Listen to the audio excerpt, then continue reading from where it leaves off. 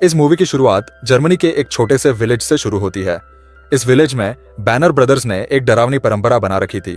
उनके रूल के अनुसार जिस भी लड़की की शादी होती, पहले उसे बैनर ब्रदर्स के पास भेजा जाता है। वे उसके साथ जबरदस्ती करते हैं और उसके बाद ही उसे उसके हस्बैंड को सौंपा जाता था। साइमन की मां को भी इस परंपरा से गुजरना पड़ा था, इसी दर्द और बदले की आग में जलता। साइमन अब इस विलेज में आया था ताकि अपनी मॉम के साथ हुए अत्याचार का रिवेंज ले सके। क्या वह अपनी मॉम का रिवेंज ले पाएगा और विलेज की लड़कियों को इस अत्याचार से बचा पाएगा? आज की इस मूवी में हम ये सब जानेंगे। तो यह फिल्म आज से 300 साल पहले जर्मनी के एक छोटे से विलेज में शुरू होती है। इस गांव के लोग आतंक के साए में जी रहे थे क्योंकि यहां बैनर और उसके 6 बेटे राज करते थे। वे सबसे कुख्यात गुंडे थे जो जिसे चाहते मौत के घाट उतार देते। पूरा विलेज उनसे इतना डरता था जैसे उनकी सांसें बैनर के इशारों पर चलती हो। इसी विलेज में एक दिन साइमन नाम का फोटोग्राफर आता है। विलेज में कदम रखते ही उसका सामना बैनर के बड़े बेटे लुइस से होता है। लुई उसे धमकाते हुए कहता है, अगर तुम्हें यहां में रहना है तो हमें रिश्वत देनी होगी। साइमन शांति से उसे एक पोटली देता है जिसमें सोने के सिक्के होते हैं। वह लुइस से कहता है, मुझे यहां 6 महीने तक रुकना है जब तक सर्दियां खत्म नहीं हो जाती। लुइस सिक्के देखकर ठहाका लगाता है और कहता है, अब तुम्हें हर महीने हमें ऐसे ही एक पोटली देनी होगी। साइमन उसकी शर्त मान लेता है और कहता है कि वह घाटियों की तस्वीरें खींचने आया है। लुइस की नजरों से साइमन की बातें सुनता है और उसका सामान जांचने लगता है। इसी बीच लुइस का सबसे छोटा भाई फ्रेंच सिक्को को लेकर अपने पिता बैनर के पास जाता है। बैनर सिक्को को गौर से देखता है और हुक्म करता है कि साइमन को विलेज में रहने दिया जाए। इसके बाद बैनर के बेटे साइमन को विलेज में एक पुराना घर देते हैं जहां पहले से ही एक बूढ़ी औरत मारिया और उसकी बेटी पौला रहती थी। बैनर के बेटे उन्हें धमकाते हुए कहते हैं, अब से यह तुम्हारा मेहमान है, इसका अच्छे से ख्याल रखना। अगर इसे कुछ हुआ तो हम तुम दोनों को जिंदा नहीं छोड़ेंगे। बैनर और उसके बेटे वहां से चले जाते हैं, लेकिन पोला साइमन के आने से बिल्कुल भी खुश नहीं होती है। गुस्से में भरी वह साइमन का सामान उठाकर ऊपर के कमरे में फेंक देती है और बिना कुछ कहे नीचे आ जाती है। उसकी नाराजगी उसके चेहरे पर साफ झलक रही थी। पोला की मां मारिया साइमन से उसकी बेटी के व्यवहार के लिए माफी मांगती है, लेकिन साइमन खुद को भी स्थिति के लिए कहीं ना कहीं जिम्मेदार मानता था। वह विनम्रता से सिर झुकाकर कहता है, आपको माफी मांगने की कोई जरूरत नहीं है। थोड़ी देर बाद साइमन अपना कुछ सामान लेकर अस्तबल में चला जाता है। वह उसे एक कोने में इस तरह छुपाता है जैसे वह नहीं चाहता कि कोई और उसके बारे में जाने। रात के खाने के दौरान पौला साइमन के बारे में जानने की कोशिश करती है। वह भारी आवाज में पूछती है, तुम यहां क्यों आए? वो साइमन हल्की मुस्कान के साथ जवाब देता है, मैं अमेरिका में पला बड़ा हूं, वहीं मैंने फोटोग्राफी सीखी। मैं यहां घाटियों की बेहतरीन तस्वीरें लेने आया हूं ताकि एक अच्छी नौकरी हासिल कर सकूं। मारिया, जो अब तक चुपचाप उनकी बातें सुन रही थी, अचानक गंभीर हो जाती है। वह धीमे लेकिन सख्त लहजे में साइमन को चेतावनी देती है, तुम्हें बैनर ब्रदर्स से सावधान रहना होगा। वे सिर्फ खूंखार ही नहीं बल्कि बेरहम भी है। यह हर किसी की किस्मत उनके हाथों में होती है। रात को सोने से पहले साइमन अपनी जेब से एक लॉकेट निकालता है। लॉकेट खोलते ही उसकी मां की तस्वीर सामने आ जाती है। उसकी आंखों में हल्का सा दर्द उभर आता है और उसके चेहरे के हाव भाव से साफ झलकता है कि उसका इस विलेज से कोई पुराना रिश्ता है। तभी अचानक उसे अस्तबल में किसी के जाने की हल्की आहट सुनाई देती है। जैसे ही वह खिड़की से झांकता है तो देखता है कि पौला वहां एक युवक से मिल रही है।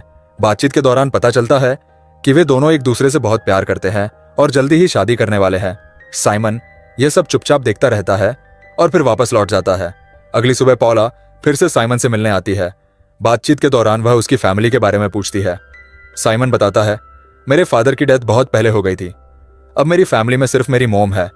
इसके बाद वे दोनों बाजार में कुछ सामान लेने के लिए निकल जाते हैं। जिस दुकान से वे सामान खरीद रहे होते हैं वही बैनर ब्रदर्स भी मौजूद थे। साइमन वहां से घोड़े की नाल की कील खरीदता है और दुकान से बाहर निकलने ही वाला होता है कि तभी बैनर उसका रास्ता रोक लेता है। बैनर जबरदस्ती साइमन को शराब पिलाने की कोशिश करता है। साइमन पीने से मना कर देता है तो बैनर को यह बात बुरी लगती है। अगले ही पल बाकी बैनर ब्रदर्स भी वहां आ जाते हैं और सब मिलकर साइमन को पीटना शुरू कर देते हैं। साइमन खुद को बचाने की कोशिश करता है लेकिन 6 आदमियों के सामने ज्यादा देर तक टिक नहीं पाता। वे उसे बुरी तरह मारते हैं और फिर ठहाके लगाते हुए वहां से चले जाते हैं जैसे यह उनके लिए महज एक खेल हो। अगले दिन साइमन घाटियों की तस्वीरें खींचने के लिए निकल जाता है। चलते चलते उसकी नजर चर्च के सामने लगे क्रॉस पर पड़ती है। वह उसे देखने लगता है जैसे यह सिर्फ एक लकड़ी का क्रूस नहीं बल्कि उसके अतीत से जुड़ा कोई अहम हिस्सा हो। साइमन को विलेज में रहते हुए 1 महीना बीत जाता है। सर्दियां अब अपने चरम पर थी। पूरी घाटी बर्फ की सफेद चादर से ढक चुकी थी और कोहरा इतना घना था कि कुछ ही कदम दूर की चीजें भी दिखाई नहीं दे रही थी। लेकिन बैनर ब्रदर्स के लिए यह मौसम भी उनकी क्रूरता को रोकने वाला नहीं था। ऊपर घाटी पर बैनर ब्रदर्स पेड़ों को काटकर नीचे फेंक रहे थे। उनका सबसे छोटा भाई फ्रेंड्स नीचे घाटी में खड़ा था जबकि बाकी भाई ऊंचाई पर थे। अचानक एक बड़ा पेड़ घाटी के बीच में जाकर अटक जाता है। फ्रेंड्स उसे देखने के लिए आगे बढ़ता है लेकिन तभी एक अजीब घटना घटती है। अचानक वह पेड़ कोहरे को चीरते हुए नीचे गिरने लगता है। फ्रेंच कुछ समझ पाता उससे पहले ही वह पेड़ के नीचे आ जाता है और मौके पर ही दम तोड़ देता है। ऊपर खड़े बैनर ब्रदर्स को कुछ भी साफ दिखाई नहीं देता क्योंकि कोहरा बहुत घना था। यह हादसा एक दुर्घटना जैसा लग रहा था। वे सभी बस खड़े होकर नीचे देखने की कोशिश करते रहे थे लेकिन किसी को समझ नहीं आया कि आखिर हुआ क्या था। रात को विलेज का पादरी आता है जो बैनर ब्रदर्स का बेहद करीबी था। वह चर्च की परंपराओं के अनुसार फ्रेंच की आत्मा की शांति के लिए प्रार्थना करता है। लेकिन विलेज के बाकी लोग चुप थे। न किसी की आंखों में आंसू थे न कोई दुख जाहिर कर रहा था। अगले दिन लुकास के माता पिता पौला के घर आते हैं। वे पौला और लुकास के रिश्ते की बात आगे बढ़ाने के लिए आए थे लेकिन जैसे ही पौला यह सुनती है वह खुश होने के बजाय अचानक दुखी होकर वहां से चली जाती है। लुकास उसके पीछे जाता है और उसे समझाने की कोशिश करता है लेकिन पौला का गुस्सा फूट पड़ता है। वह चीखते हुए कहती है, मैं उन 5 भाइयों के पास नहीं जाऊंगी। दरअसल विलेज में बैनर ब्रदर्स ने एक भयानक परंपरा बना रखी थी। इसके अनुसार जिस भी लड़की की शादी होगी पहले उसे बैनर ब्रदर्स के साथ रात बितानी पड़ती थी। सभी भाई मिलकर उसकी इज्जत को चलते हैं और उसके बाद ही उसे उसकी फैमिली को सौंपा जाता था। यही वजह थी कि पौला इस रिश्ते से डर रही थी। इसके बाद हम बैनर को फॉरेस्ट में शिकार करते हुए देखते हैं। वह एक हिरण का पीछा कर रहा था लेकिन जैसे ही वह आगे बढ़ता है अचानक एक लकड़ी उसके चेहरे पर जोर से लगती है। उस लकड़ी में घोड़े की नाल की कीलें लगी हुई थी जो सीधा उसकी आंखों में घुस जाती है। दर्द के मारे जोर से चीख उठाता है लेकिन उसे कुछ दिखाई नहीं देता। घबराहट में लड़खड़ाते हुए वह एक पहाड़ी से नीचे झील में गिर जाता है और मौके पर ही उसकी मौत हो जाती है। दूसरी तरफ बैनर ब्रदर्स अपने भाई को ढूंढने के लिए फॉरेस्ट में निकलते हैं। उन्हें अंदाजा नहीं था कि उनके परिवार पर किसी ने वार करना शुरू कर दिया है। इसी दौरान साइमन पोला से मिलने आता है। वह उसे चेतावनी देता है, तुम्हें बैनर ब्रदर्स से सावधान रहना होगा। इसके बाद साइमन कुछ खाना लेकर फॉरेस्ट की तरफ निकल जाता है लेकिन इस बार वह अस्तबल से अपनी बंदूक भी साथ ले जाता है। उसकी आंखों में अब एक अजीब सी चमक थी जैसे वह किसी योजना पर काम कर रहा हो। शाम को उन 5 भाइयों को अपने भाई की लाश मिल जाती है। जब वे उसकी बॉडी को गौर से देखते हैं तो उन्हें उसकी आंखों के अंदर घुसी हुई वही घोड़े की नाल की कीलें मिलती है। बस अब उन्हें सब समझ आ गया था। इसे मारने वाला कोई और नहीं बल्कि साइमन था। वे भेड़ियों की तरह साइमन को ढूंढने के लिए पोला के घर में घुस आते हैं लेकिन साइमन तो पहले ही जंगल में जा चुका था। अब कोई भी इस सच्चाई से अनजान नहीं था। साइमन वह नहीं था जो दिख रहा था। वह इस विलेज में सिर्फ तस्वीरें खींचने नहीं आया था बल्कि इन 5 भाइयों की तस्वीरों पर हार चढ़ाने आया था। कुछ दिन बीत जाते हैं और फिर लुकास और पौला की शादी का दिन आ जाता है। पूरा गांव चर्च में इकट्ठा था लेकिन पौला की आंखों में खुशी की जगह गहरा डर और उदासी थी। जानती थी कि शादी के बाद उसे उस भयानक परंपरा से गुजरना होगा जिसका बैनर ब्रदर्स बेसब्री से इंतजार कर रहे थे। चर्च के बाहर साइमन खड़ा था। जैसे ही शादी खत्म होती है और बैनर ब्रदर्स चर्च से बाहर निकलते हैं साइमन तुरंत चर्च के अंदर चला जाता है। वह सीधा पादरी के पास जाता है और कहता है, मुझे कन्फेशन करना है। पादरी यह सुनकर थोड़ा सोच में पड़ जाता है लेकिन साइमन की गंभीर आवाज सुनकर उसे बैठने का इशारा करता है। साइमन बोलता है, मैं तुम्हें 2 हत्याओं के बारे में बताना चाहता हूं। मैंने ही दोनों बैनर ब्रदर्स को मारा है। यह सुनते ही पादरी का चेहरा सफेद पड़ जाता है।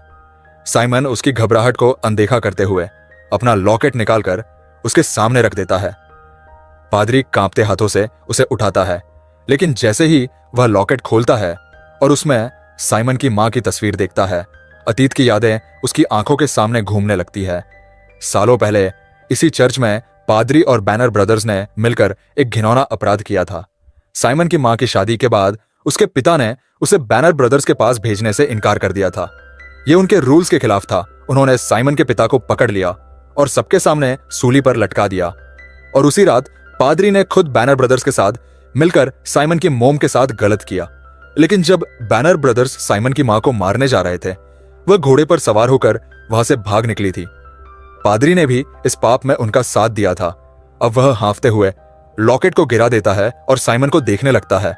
साइमन की आंखों में गुस्सा और बदले की आग थी। पादरी कांपती आवाज में कुछ कहने ही वाला था। साइमन ने अपनी बंदूक निकाली और सीधा उसे गोली मार दी। शादी की रात पूरे गांव में जश्न का माहौल था, लेकिन पौला की आंखों में खुशी नहीं, सिर्फ डर था। तभी बैनर ब्रदर्स वहां आ जाते हैं। वे पौला और लुकास के पास आते हैं और जबरदस्ती पौला का हाथ पकड़कर उसे डांस करने के लिए घसीटने लगते हैं। पौला की आंखों से आंसू बहने लगते हैं, लेकिन कोई भी उसकी मदद करने की हिम्मत नहीं करता। जब लुकास अपनी मंगेतर को बचाने के लिए आगे बढ़ता है तो बैनर ब्रदर्स उसे बुरी तरह पीट देते हैं। पौला चीखती रही, गिड़गिड़ा रही, लेकिन चारों भाई शैतान की तरह उस पर हंसते रहे। फिर वे उसे जबरदस्ती पकड़कर अपने साथ ले जाने लगते हैं। जंगल के रास्ते में उन्हें साइमन मिलता है। उसके हाथ में बंदूक थी और उसकी आंखों में ऐसी आग थी जो किसी को भी राख कर सकती थी। साइमन ने सीधी बंदूक बैनर के माथे पर तान दी और कहा, पौला को छोड़ दो। लुइस के पास कोई और चारा नहीं था। उसने पौला को छोड़ दिया और वह रोती हुई भागकर साइमन के पीछे आ गई। साइमन ने अपनी बंदूक नीचे नहीं कि उसने चारों भाइयों की आंखों में देखा और कहा, अगर तुम सच में मर्द हो तो कल सुबह फॉरेस्ट में आना, हम वही फैसला करेंगे। तीनों भाई उसकी चुनौती को स्वीकार कर लेते हैं। साइमन ने पोला को वापस लुकास के पास छोड़ दिया और बिना कुछ कहे अंधेरे में गायब हो गया। दूसरी ओर बैनर ब्रदर्स रात को अपनी बंदूकें साफ करने लगते हैं। इसी बीच साइमन गांव के एक बूढ़े आदमी के घर पहुंचता है। जैसे ही उन्होंने दरवाजा खोला, उनके चेहरे का रंग उड़ गया। साइमन ने चुपचाप सोने के सिक्कों से भरी थैली निकाली और उन्हें खाने के लिए कहा। बूढ़े कांपते हुए सिक्कों को देखते रहे और उनकी आंखों में गहरी शर्म झलक उठी। दरअसल यही वे लोग थे जिन्होंने लालच में आकर बैनर ब्रदर्स की मदद की थी। साइमन उनकी उम्र का लिहाज करके उन्हें माफ कर देता है। घने जंगल में सुबह का सूरज अभी पूरी तरह से नहीं निकला था, लेकिन बैनर ब्रदर्स के अंदर बदले की आग जल रही थी। वे अपने घोड़ों पर सवार होकर बंदूकें लहराते हुए जंगल में दाखिल हुए। दूसरी ओर साइमन एक पुरानी झोपड़ी में सो रहा था। तभी घोड़ों के टाप की आवाज पास आती है। साइमन तुरंत सतर्क हो गया। अचानक बैनर ब्रदर्स ने झोपड़ी पर ताबड़तोड़ गोलियां बरसानी शुरू कर दी। गोलीबारी इतनी तेज थी कि लकड़ी की दीवारें टूट गई, छप्पर उड़ गया और झोपड़ी जलने लगी। पूरे फॉरेस्ट में गोलियों की गूंज फैल गई। विलेज वाले भी सहम गए। बैनर ब्रदर्स को लगा कि साइमन मर चुका है। बैनर सबसे आगे बढ़कर अंदर गया, लेकिन तभी साइमन अंधेरे से निकला और एक सटीक गोली चलाई। गोली बैनर के सीने को चीरते हुए आर पार निकल गई।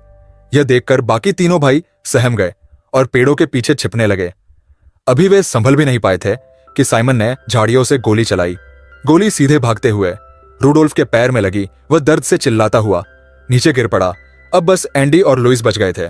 लुइस ने एंडी को कवर दिया ताकि वह रूडोल्फ को बचा सके। रूडोल्फ जमीन पर पड़ा, अपने आप को बचाने की भीख मांग रहा था। एंडी अपने भाई को तड़पता हुआ देख नहीं सका। जैसे ही वह उसे बचाने के लिए पेड़ के पीछे से बाहर निकला, साइमन ने ताबड़तोड़ गोली चलाई। गोली एंडी के सीने को चीरते हुए आर पार निकल गई। लुइस ने किसी तरह एंडी को कवर में खींच लिया और उसे एक बंदूक पकड़ाई और कहा, हम दोनों मिलकर हमला करेंगे, उसे मार गिराए। लुइस बोला, लेकिन सिमोन पहले ही अपनी जगह बदल चुका था। जैसे ही एंडी ने बंदूक उठाई, साइमन ने उसके माथे को गोंद दिया। वह वही गिर पड़ा। अब बस लुइस बचा था। लुइस ने पूरी ताकत से गोलियां चलानी शुरू की, लेकिन साइमन की नजरें तेज थी। एक आखिरी गोली चली और लुइस की कहानी भी द एंड हो गई। बैनर ब्रदर्स का अंत हो चुका था, लेकिन यह लड़ाई अभी खत्म नहीं हुई थी। अब बैनर ब्रदर्स के पिता की बारी थी। साइमन सीधा बैनर के घर की ओर बढ़ गया, लेकिन उसे अंदाजा नहीं था कि बैनर ब्रदर्स के अलावा भी कोई और उसका इंतजार कर रहा है। जैसे ही साइमन घर तक पहुंचा, एक विशालकाय आदमी हथौड़ा लेकर सामने आ गया। वह बैनर ब्रदर्स का 7वां भाई था। अब तक वह छुपा हुआ था। ब्लैकस्मिथ ने लोहे के हथियार से साइमन पर ताबड़तोड़ हमला कर दिया। साइमन ने बचने की कोशिश की, लेकिन ब्लैकस्मिथ की ताकत बहुत ज्यादा थी। साइमन बुरी तरह घायल होकर जमीन पर गिर पड़ा। अब ब्लैकस्मिथ उसकी हत्या करने ही वाला था कि अचानक एक गोली चली। ब्लैकस्मिथ वहीं ढेर हो गया। पोली के हस्बैंड ने सही समय पर आकर साइमन की जान बचा ली थी। गहरी सांसें लेते हुए साइमन अब अपने आखिरी दुश्मन से मिलने के लिए घर के अंदर दाखिल हुआ। वह बूढ़ा बैनर बिस्तर पर लेटा उसका इंतजार कर रहा था। साइमन ने अपनी मां की तस्वीर वाला लॉकेट निकाला और बैनर की ओर फेंक दिया। जैसे ही बैनर ने वह तस्वीर देखी, उसकी आंखें फैल गई। उसे सब कुछ याद आ गया। उसने साइमन को बताया कि वह उसी का नाजायज बेटा है, जो उस रात उसकी मां पर किए गए जुल्म का नतीजा था। बैनर ने कहा, तुमने अपने सौतेले भाइयों की हत्या की।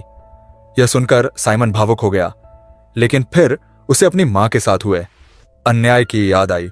उसने बूढ़े बैनर को भी खत्म कर दिया। साइमन 3 हफ्तों तक अपने जख्मों से उभरता रहा, लेकिन गांव में बैनर के कुछ रिश्तेदार थे जो उसे सजा देने की मांग कर रहे थे। वे लड़ने के लिए बहुत कमजोर और बूढ़े थे। साइमन यह देख समझ गया कि यह विलेज एक बर्बाद समाज का हिस्सा है, इसलिए उसने बिना कुछ कहे हमेशा के लिए वहां से जाने का डिसाइड कर लिया। इसी के साथ यह फिल्म खत्म हो जाती है।